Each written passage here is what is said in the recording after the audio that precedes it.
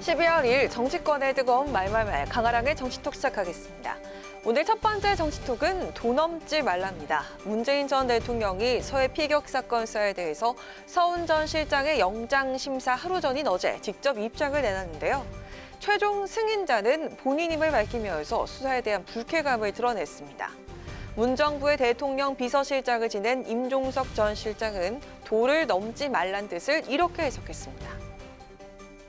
대통령으로서는 당시의 어떤 안보 현안에 대해서 전체적으로 부정하고 나오는 것으로 보고 더는 참으실 수 없었던 것 같아요. 그동안 많이 참으신 거죠. 이렇게 무지막지하게 정치보복을 해대면 그냥 맡고 있을 사람이 어디 있습니까? 윤석열 대통령의 지시나 승인이 없이는 저는 절대로 전개될 수 없는 상황이라고 생각합니다.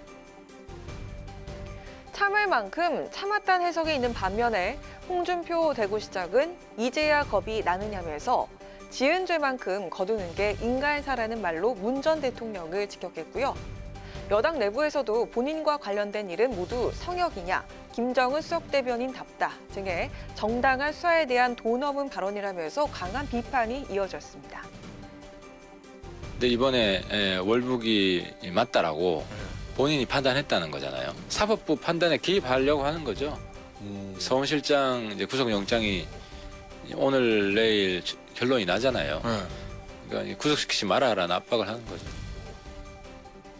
서해 피격 공무원 고 이대준 씨의 유족은 최종 승인 사실을 직접 밝힌 문 전 대통령을 향해서 살인 방조 사실을 인정한 것이라면서 이를 유죄 증거로 검찰에 제출하겠다고 응수했습니다. 이원석 검찰총장은 이번 사건을 선입견 없이 그리고 무엇보다 유족들의 억울함이 없게끔 처리하겠다는 수사 방침을 밝혔습니다. 도를 넘지 말라는 문 전 대통령, 오늘 영장 심사를 받은 서훈 전 실장의 구속 여부에 따라서 여야의 날선 공방은 더욱 격화될 것으로 보입니다. 두 번째 정치톡은 총선 준비 본격화입니다. 22대 총선이 1년 5개월 앞으로 다가온 가운데 여야의 총선 시기가 좀 더 빨리 돌아가기 시작했습니다. 먼저 여당의 총선을 흥행시킬 다크호스로 떠오른 한동훈 장관. 그간 사사건건 한 장관과 부딪혀왔던 박범계 의원은 한동훈 차출설에 대해서 이렇게 평가했습니다.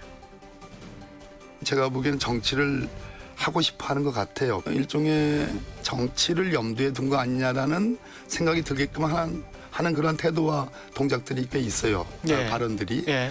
속 시원하게 정치하겠다라고 그러면 얘기를 하든지 제일 가까우니까 예. 아니면 검찰 독재를 연장하기 위해서라도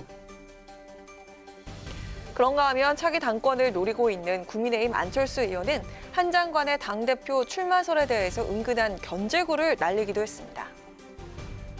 정치 경험을 쌓을 필요가 있습니다. 유능한 인재이심은 분명하지만은 반드시 총선에 이겨야 되는 상황이니까 만에 하나 당대표가 시행착오를 겪으면 안 되지 않습니까? 국정조사라든지 이제 이런 굉장히 많은 정부의 또 현안이 있습니다. 이럴 때 법무부 장관이 그 직을 버리고 당대표 선거에 나가는 게 또 과연 바람직한가? 아하. 당 내부에서도 당대표 출마는 임기 2년의 장관직을 수행 중인 만큼 현실적으로 불가능하다는 의견이지만 내후년 총선이라면 이야기가 또 달라집니다. 한동훈 장관이 국회에 나와서 답변하는 거 보면 박수치고 속이 시원할 때가 너무 많습니다. 그렇지만 당대표 자리를 노린다. 이것은 호사가들의 얘기가 아닐까. 저는 국회의원 출마는 가능하다고 보는데요.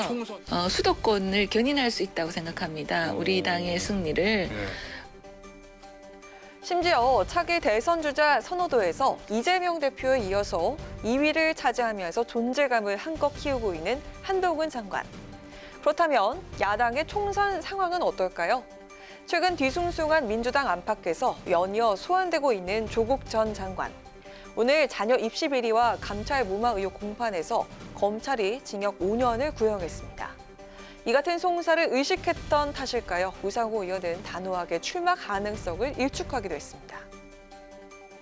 제가 지난번 총선 때도 굉장히 이제 권유도 많이 했는데 진심으로 자기는 정치권에 가고 싶지 않다. 지금은 마음이 바뀌는지 모르지만 전 조국 같은 분이 현실 정치권에 와서 정당 활동 같이 했으면 좋겠다는 생각도 하고 있었어요. 그 당시에는 하셨어요? 당시에는. 근데 이제 지금은 사실은 이제 전체적으로 다 불가능해졌습니다. 현재로선 불가능하다는 입장이지만 가장 장담할 수 없는 것이 바로 정치이고 또 선거이기도 하죠. 조국 전 장관의 재판 과정을 비롯해서 여야의 빨라진 총선 시기를 관심 있게 지켜봐야 할 것 같습니다. 지금까지 강아랑의 정치톡이었습니다.